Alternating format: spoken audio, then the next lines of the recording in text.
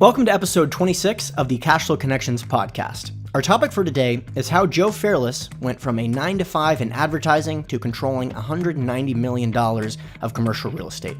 So today, we're going to discuss why and how our guest made the move out of single family and into 150 plus unit multifamily apartments, how the syndicated structure made it possible for him to experience such rapid growth by leveraging his network, and we're also going to talk about why he focuses on multifamily in the Dallas, Texas area, despite the fact that there's a lot of competition in some of those submarkets. And then we're also going to get into some conversations related to entrepreneurship in general. So we're going to talk about Joe's morning routines, and we're also going to talk about the conversation surrounding keeping a company lean as opposed to expanding at all costs. We often hear entrepreneurs struggle with this. Do they want to focus on taking market share, which may incur significant expenses, or should you be focusing on staying lean so that in the event of some kind of economic correction, you can still pay your bills, basically? So the conversation is really educational, and we cover a diverse set of topics that will be really beneficial for real estate investors as well as entrepreneurs of any variety. Also, remember that we are just about to finish our new ebook on commercial real estate due diligence. This ebook is a transcription of one of our most popular podcast episodes, episode 1 with Jeremy Roll. Just a reminder though, the ebook will only be available for people who have an account with Cashflow Connections. If you haven't yet created an account, make sure to go to cashflowconnections.com and create an account, and we will send you a copy of our new ebook about conducting CRE due diligence in a variety of asset classes. We talk about multifamily, retail, office, mobile home parks, self-storage, you name it, we cover it, so you're definitely going to want to have this one. All right, let's get straight to the episode. How's it going, everyone? Our guest for today is Joe Fairless, who is a full-time real estate investor who controls over $191 million of real estate in Houston and Dallas-Fort Worth. He has been investing in real estate since 2009, and prior to that, he was the youngest vice president at an award-winning advertising agency in New York City. He is the host of the world's longest-running daily real estate podcast, which is the best real estate investing advice ever. Like I said, daily podcast, distinguished guests, including Robert Kiyosaki. It's frequently in the top 100, many times in the top 50 in business podcasts in iTunes.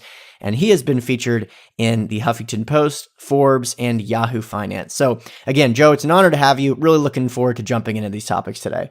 I'm looking forward to it. And yeah, the name of my podcast trips more people up than it doesn't, but it is good for Google searches. So it helps with my SEO. Very, very good point. We'll probably talk about some of those topics again as far as branding and stuff, because that's definitely something that you're knowledgeable about that I'm sure the listeners will be interested in. So before we jump into the real estate side of things, talk us through a little bit of your background and how you got introduced into the real estate game. Well, I was in New York City. So I'm from Texas originally and went to school at Texas Tech. My major was advertising.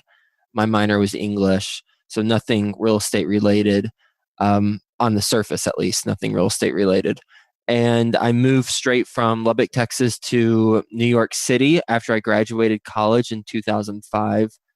I was working on Madison Avenue in New York City at an advertising agency, making less than minimum wage when you factor in the hours that I was working. My salary was $30,000, and my paycheck every 2 weeks was about $775. My rent was $775-ish.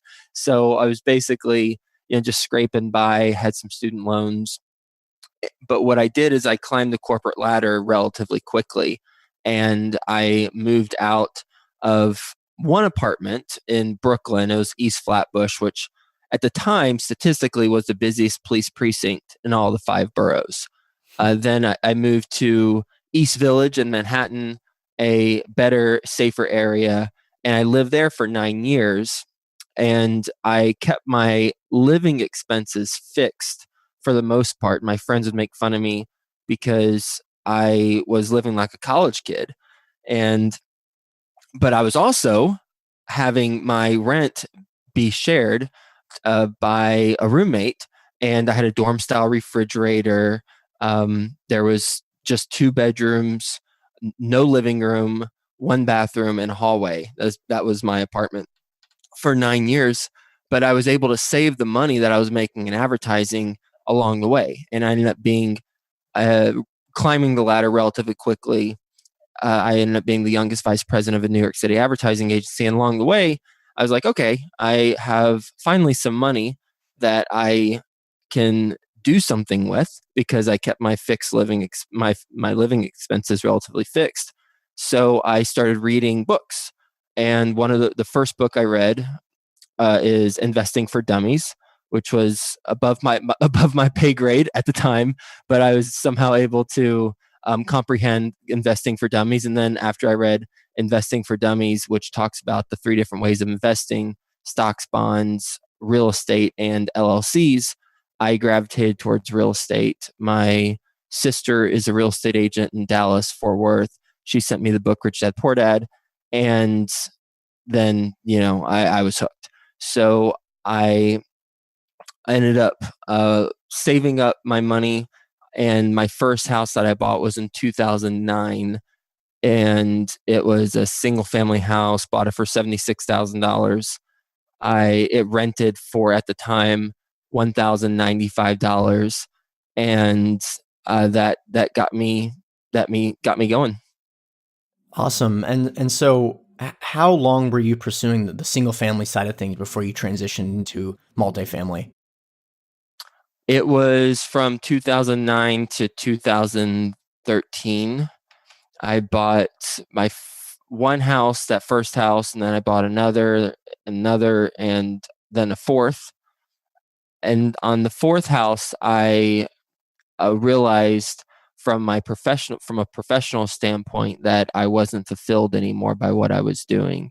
Therefore, I knew I needed to transition out of it and do something else, because life's too short to do stuff you don't care about. So what I did is what I like to call, I sampled life experiences. I was interviewing people who have had successful careers in all different industries. I interviewed the soldier of the year in the Army. I interviewed an executive at Southwest Airlines. I interviewed an entrepreneur in Denver who was successful in an oil and gas venture. I interviewed my former boss at a previous advertising agency, and I was collecting insights from people and hearing their stories about how they had success in their career. And this is before I had a podcast or anything. I was just curious about this, and I was going to write a book about it. Additionally, I did stand-up comedy. Initially, I was doing improv, and the purpose of that was to get better at public speaking. And the improv teacher said, well, if you want to get really good at public speaking, or better at public speaking, then you should do stand-up comedy, because improv's the minor leagues, stand-up comedy is the major leagues. The reason why is the audience has a higher level of expectations with stand-up comedy, because with improv, the audience knows you just saw this broomstick for the first time on stage, so you got to do something with it.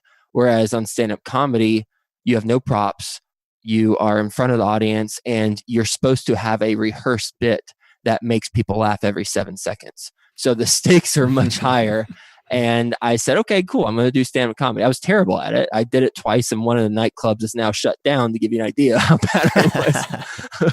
But I did it. I did it at Gotham Comedy Club in New York City, and I forget the one that shut down. So I did that. And I was also doing some other things. I was teaching a class on how to buy houses in Texas or in cash flowing markets while living in New York City, because my friends were asking me all the time, hey, how are you able to buy these homes? You have this job like us. How are you able to do this? They didn't understand. And I got that question up. So I started teaching a class on it. So I was doing all these things. I was also babysitting, or I like to call mannying, for some families in New York City on the side. I would do that on the weekends to make extra money. And from in those at the end of the fourth house, or after I bought my fourth house, after all those different experiences, I realized, okay, what I want to do now is I want to leave my advertising job, and I want to pursue a couple things. One, I was going to pursue career consulting, to help others in the marketing, PR, and advertising industries achieve a success relatively quicker than others, like I had. And then the second thing is I was going to invest in apartment communities.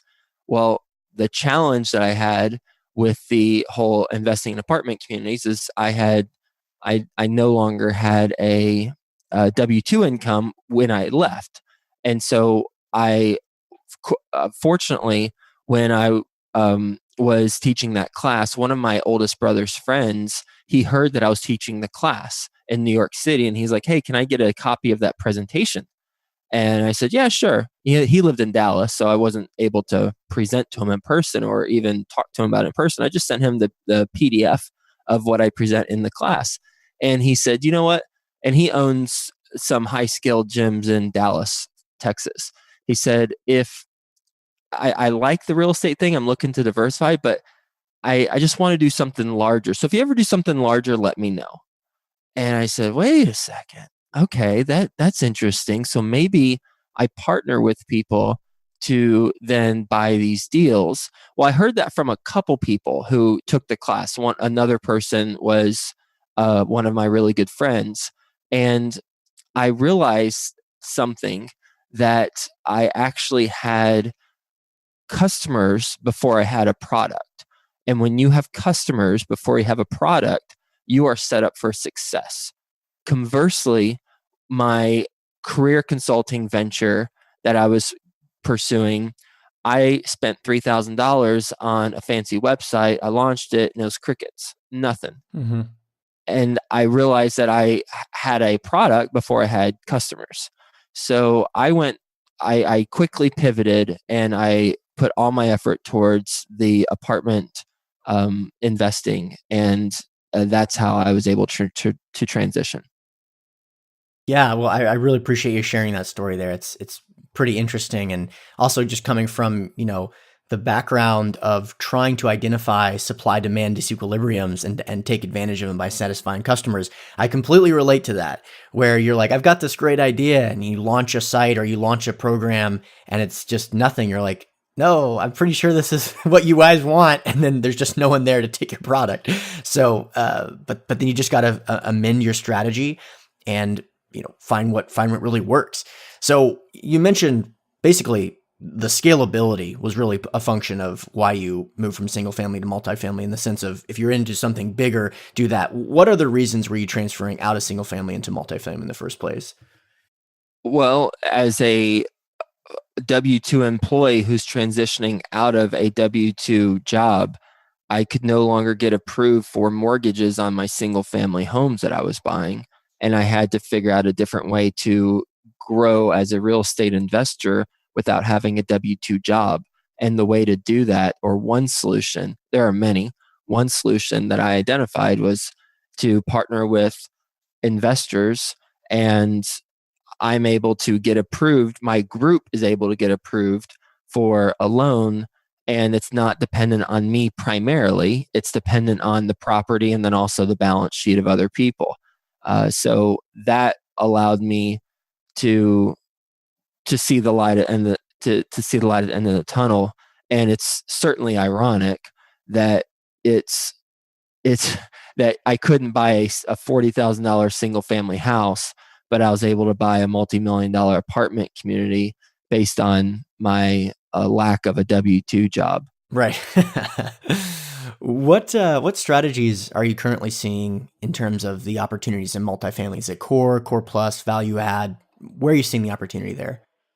We only buy stabilized properties that have value add components to them. I mean, I'm sure, I mean, in my opinion, there's opportunity in every market in multiple different strategies, because I've interviewed over 1,300 people, I think, and um, people make money in all sorts of different ways in all sorts of different markets. So I think the key is, are you how are you going to set up your team for success the best based on your unique skill sets? And our approach is stabilized cash flowing properties from day one that have components to them where we can add value. And primarily, we add value through interior renovations and increasing the rents. But we do other things, other miscellaneous things as well. So we're buying properties built 1980 to 2000 ish that are 150 plus units in Dallas Fort Worth right now, in Dallas Fort Worth, and have value add components. Got it. What about those markets, the Dallas Fort Worth market in particular, is really giving that green signal? Primarily job diversity and population growth, and then a healthy balance of supply and demand. I mean, those are the three things that I look for from a initial sniff test. And then after I look at those three, and let me be more specific with supply and with job diversity, no one employer makes up more than 14%. No one industry makes up more than 14% in Dallas Fort Worth. You look at Las Vegas and you got the flip side of that. Hospitality's 29% of the jobs in Vegas. Orlando tends to skew. I haven't looked at the stats, but I imagine Orlando would skew towards the Vegas job, the lack of diversity in types of jobs. So I like a market that has incredibly diverse industries. And the reason why is because if one industry goes down, then others can pick up the slack in theory. And it diversifies risk. I also like that I am from Fort Worth, Texas. I went to high school, went to middle school, grade school in Fort Worth. And I went to school at Texas Tech, which is 4 hours from Fort Worth in Lubbock, Texas. But still, it's in Texas. And a lot of my friends are in the DFW area. My family's in DFW with the exception of one of my brothers who's in South Korea because he's in the Army. So I know the area incredibly well, and that allows me to look at a property and immediately qualify or disqualify it based on the area. I know the school districts. I know most of the mascots of the high school. You told me the high school. I know most of the mascots for the high schools.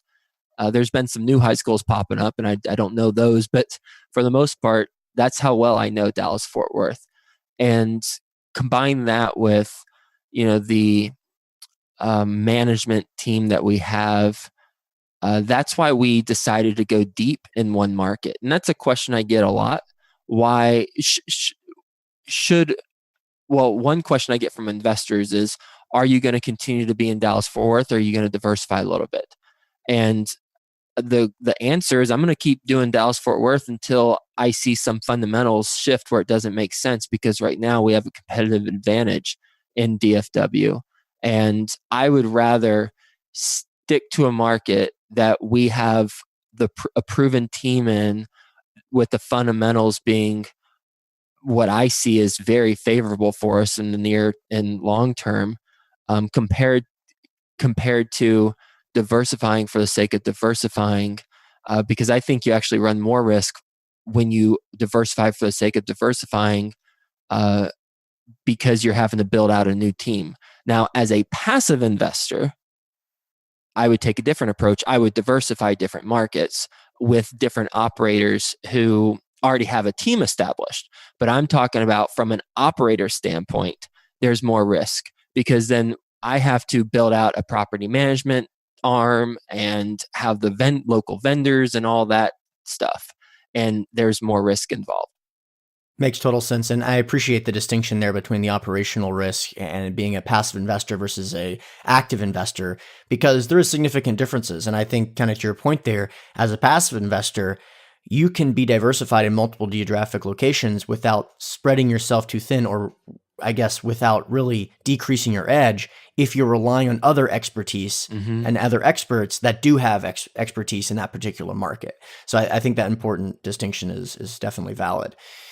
Now, there's been a lot of attention to Dallas and the surrounding markets because of some of the economic data points that you're talking about earlier. Jobs are there. The cost of living is relatively low. The cost of real estate is relatively low comparative to income and jobs, et cetera.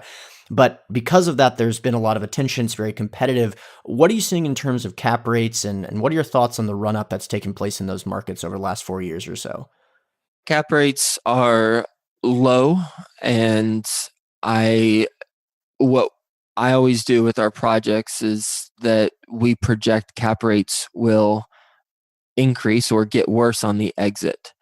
So we don't project that they're going to stay as low as they are. It'd be great if they do when we exit, but that's not what we're projecting, just to be conservative. As far as, the market in general and the competitive nature of it, I mean, ultimately, you've got to find a competitive advantage for how you're going to compete in a market that is talked about as much as Dallas Fort Worth is talked about and has as many eyes on it. And I'll give you a specific example for how we have done this in the past. And this isn't every deal, but this is a real deal that we closed on this year. And we we did it in a unique way that is applicable to anyone, not just us in Dallas Fort Worth, but anyone listening who's looking to gain a competitive advantage in a hot market. This is going to be a story that will help you get a deal that others are overlooking. And so here's what we did. There's a deal that a 300 plus unit deal in Richardson, Texas, which is a suburb of Dallas, and it was on market. 90% one bedrooms. We liked it, but is on market. And because it's such a hot market, the bids were getting pushed up and up and up. And it was at the point where we had met our threshold for what we could see paying for the property. Well, my business partner had an idea, and he said, well, what if we look across the street? And maybe there's a way to combine this property with another property and purchase it as a package and utilize the economies of scale as a package. And that's exactly what we did. We looked across the street, and across the street, there's a 240 plus unit apartment community, primarily 2 and 3 bedroom apartments. Played really well off of the 90% one bedrooms that we were bidding on. And we were able to, through a relationship with a broker that we have who had a relationship with the owner, we were able to get this deal off market at the same time of the purchase of the on market deal. And combined, we're able to operate it like no other person or group could operate those properties, because they play really well off of each other with the referrals. Okay, where you need a 1 bedroom, go here. You need 2 or 3 bedroom, go here. And we're able to get economies of scale with the leasing, with the advertising, marketing, with maintenance staff. And because we purchased both of them at the same time, we were able to get a competitive advantage versus us just bidding on one property and saying, well, that's too high, so we're not going to buy it. Or even worse, saying, okay, fine, we'll get that price. And then we're behind the 8 ball as soon as we close because we paid for more than we thought we should have. Instead, we bought it at a very competitive rate when you combine the two, since we got the off-market deal at a discount. Got it. Give me an idea of, I guess, the cost per door on a property like that in that market. It's going to be, well, let's see, approximately a $30 million purchase price in total and 534 doors. Okay. So that'll give us an idea. And as far as cap rates are concerned, what you would be expecting there? So that's 56,179, by the way. Okay, 56,179. Cap rate 6.5. Okay, that makes sense. And that's actually a little bit higher than I was anticipating, just because of what I've seen in that market recently. I know that there are deals going for certainly sub 6, and I would be surprised if there weren't some going for sub 5. just because of the attention in the space. Is that on, by the way? Is that realistic? Have you seen deals going sub 5 in that market? Well, if you're referring to in that market as Dallas Fort Worth, yes. If you're referring to in that market as Richardson, no. Right. Okay. That makes sense. When you purchase a property, are you rebranding those properties? So, for example, those two that you purchased, are you rebranding them both concurrently with each other, or are you keeping them as is, or what's your strategy typically there? We typically rebrand. We haven't in a handful of situations. We have 11 apartment communities, and we've rebranded 7 of them. And what we look for from if so it's the exception that we don't rebrand. So let me just quickly address if why we wouldn't rebrand, and then we'll talk about the rebranding. Why we wouldn't rebrand is if the property has a really good reputation in the market already. You go online, you see some 5-star Google reviews or apartment ratings reviews, and there's it doesn't need a refresh from a culture standpoint, then we would look at keeping it. But more often than not, we're going to rebrand, and we'll rebrand to cater to our target demographic. Um, Obviously, we went to everyone who is qualified from a fair housing standpoint. Um, but we'll put a new monument sign out there. We will do the from the day one. We'll do interior renovations of any vacant units. So our management company it's a third party management company. They will be outside of the gate before we close, and as soon as we give them the green light that we signed on that line and it closed, and funds are received, then they'll come in and they'll start renovating the vacant units immediately.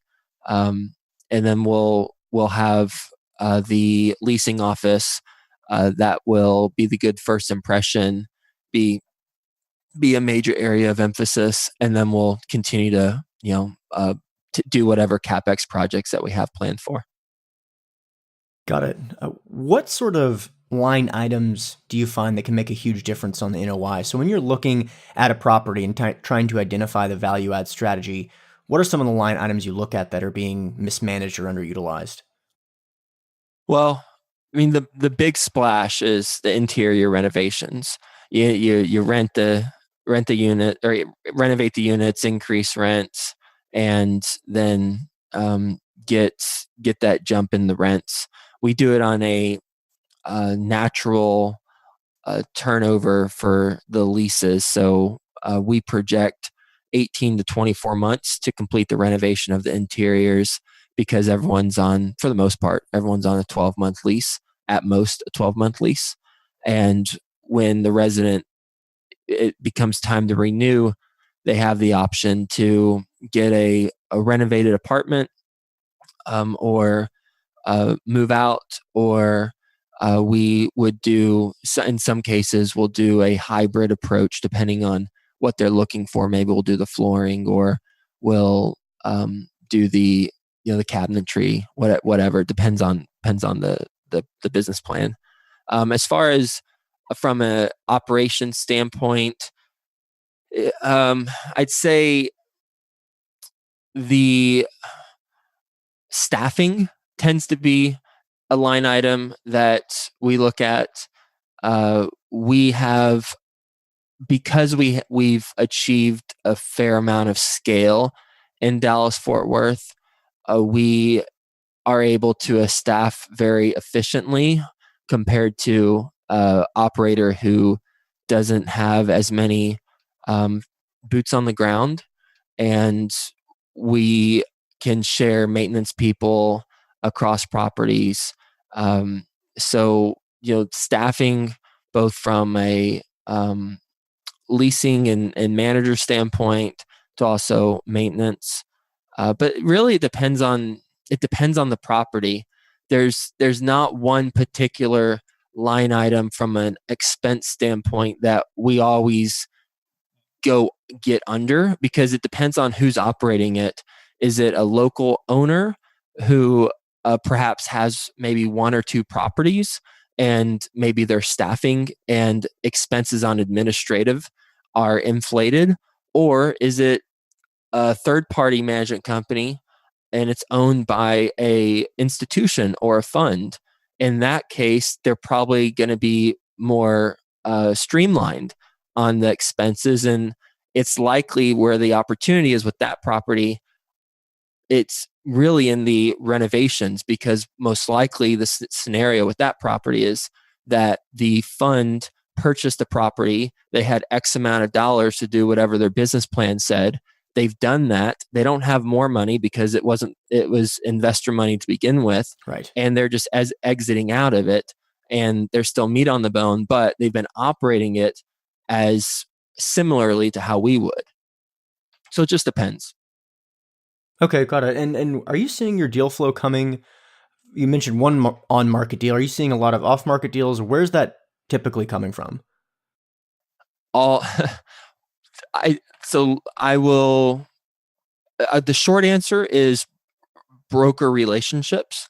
The longer answer is that we get on and off. Well, everyone gets on market deals, obviously, but we get off market deals through broker relationships. And I'd say we've closed on, close to 50% of our deals through off market broker relationships. And the incentive for a broker to show us a deal, and by the way, they probably show a couple other groups too. It's not like they're exclusively showing us, but that's what they say.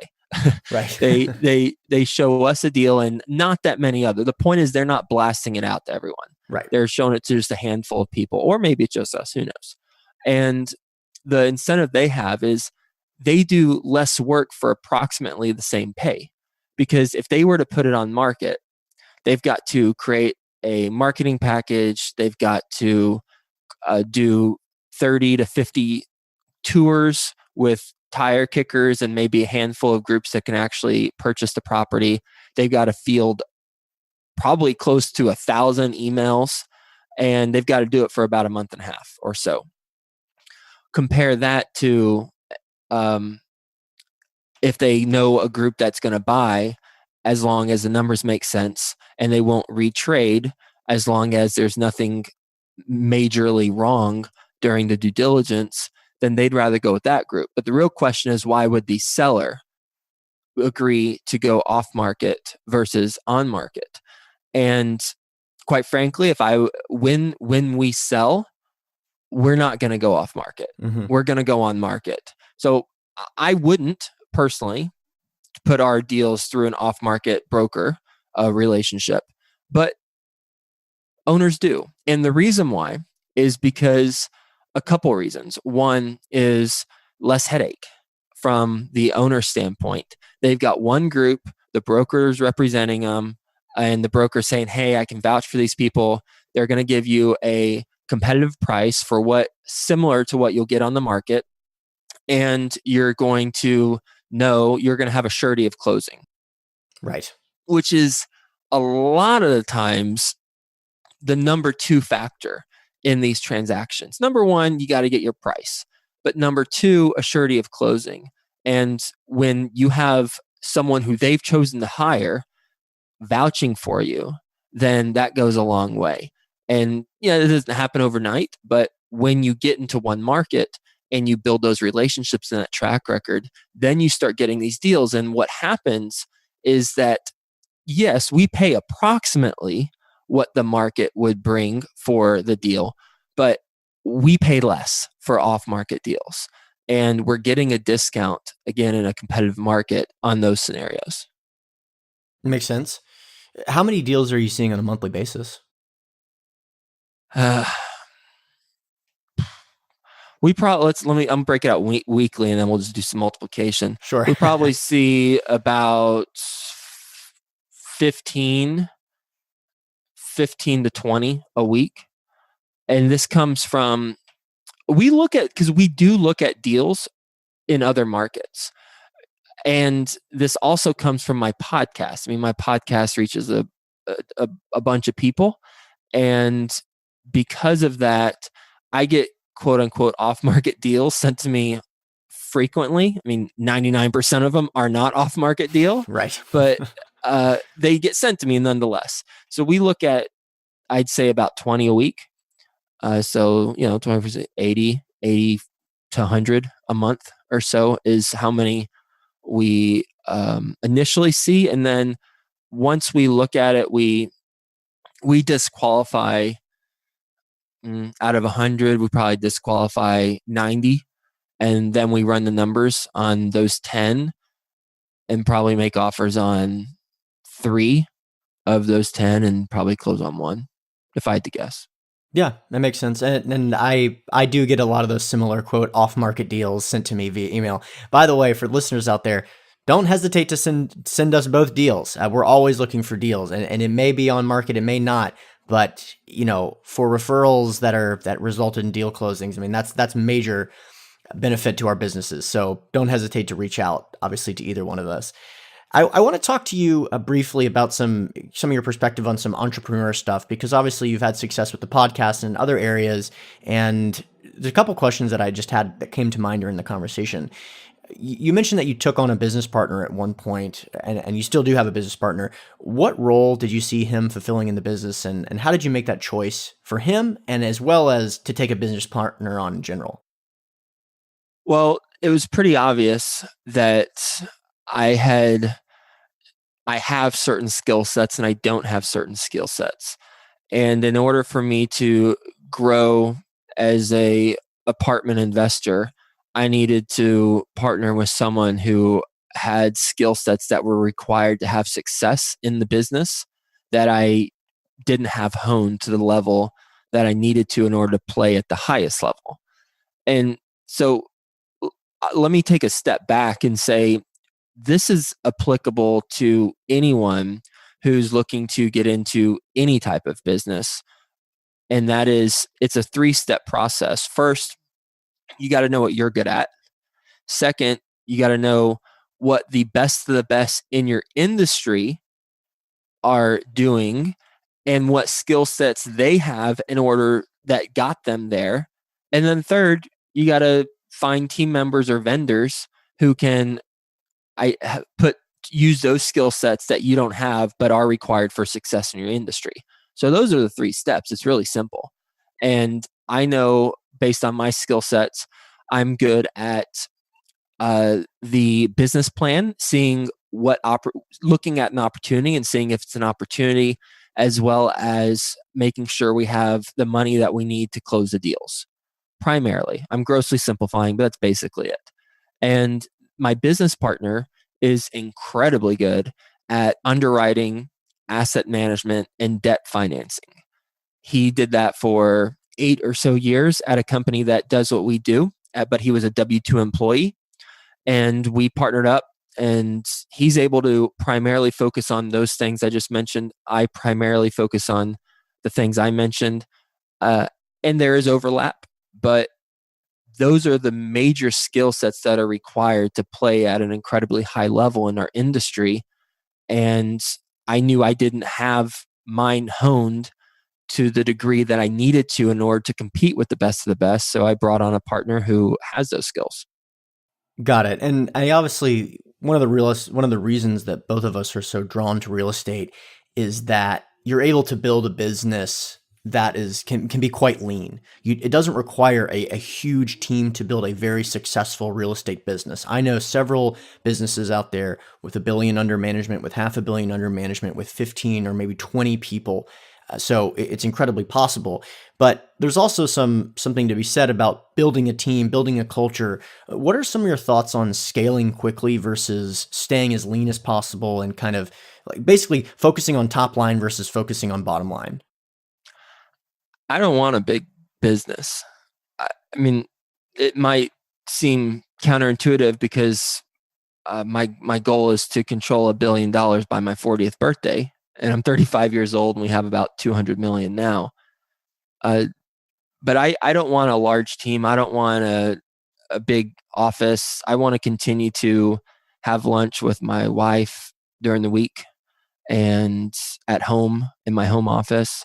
And I want to continue to have a streamlined group, because I believe when you get too large, you've got the infrastructure that you have to pay for and maintain, and that ultimately is paid by the projects that you do.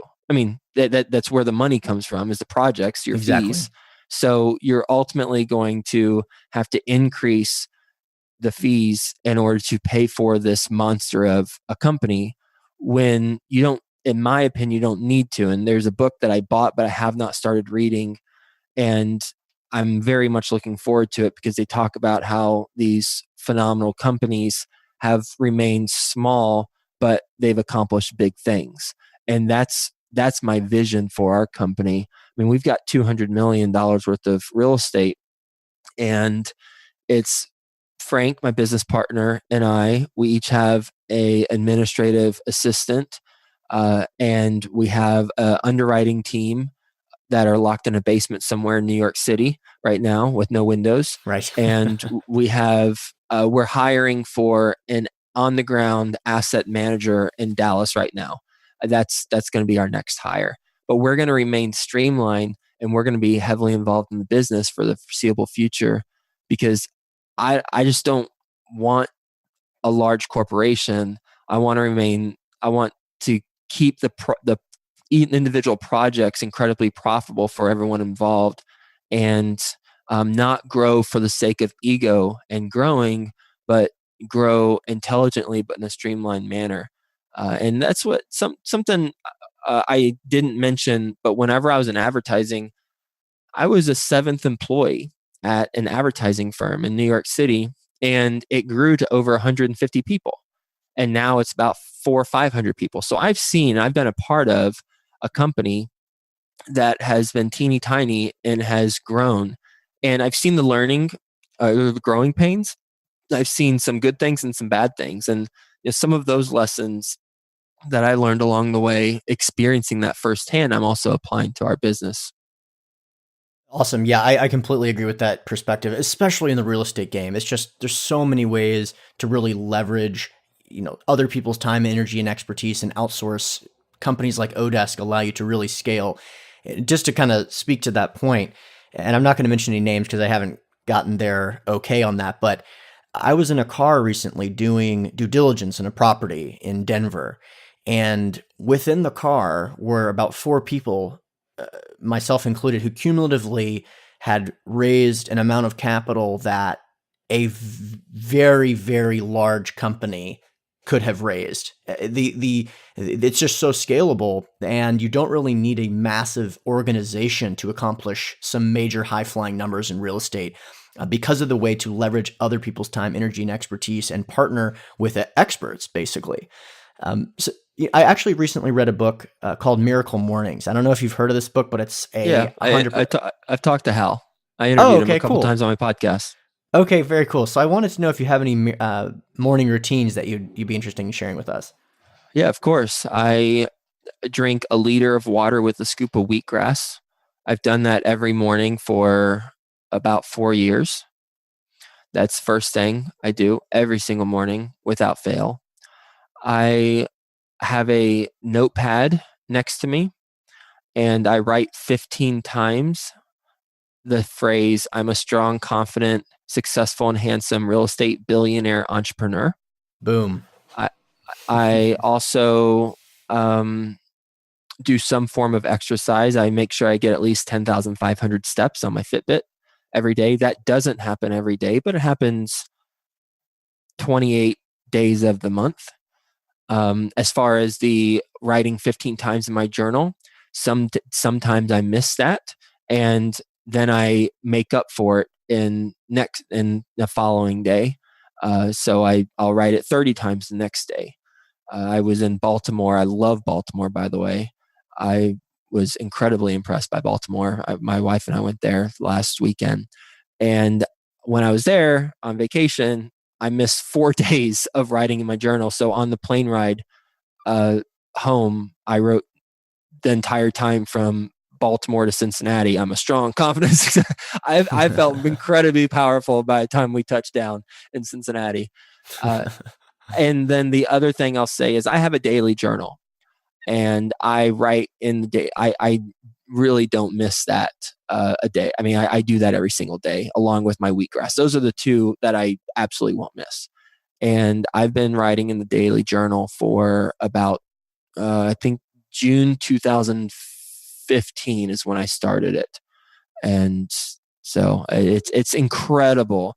You talk about, if you want to feel and see how you've progressed and your thoughts and what you're working on and what you think is capable, start a daily journal. I simply have a Word document, password protected Word document, and I put the date, I put a bullet point, I write whatever I'm thinking, whatever I'm doing, whatever's on my mind. Sometimes it's one bullet point, sometimes it's 20 bullet points with a lot of sub bullets. I don't have any rules. I just write something every day. And looking back, one of the things that Colleen, my wife, and I love to do is, what were we doing today 1 year ago? And we'll see where we were at, who we were hanging out with, what were we working on, were we in a fight, what were we arguing about that was ridiculous, things like that. And it's such a cool and powerful exercise to do. Very cool. What are some mistakes that you made along the way, and what people could learn from them? I do a whole presentation on this at conferences. So I'll give you a Cliff Notes version. Let's see, on my fourth single family house, I nailed my first three, nailed them. They were pretty much turnkey, but they weren't from a turnkey provider. But my fourth house, I bought from a wholesaler. I received an email. He said $35,000 purchase price, $4,000 rehab. You're into it, all in $40,000, and it rents for $700. You can probably even increase the rent if you do that $5,000 worth of work. I said, great. I knew the area. It wasn't the best, wasn't the worst. It was fine.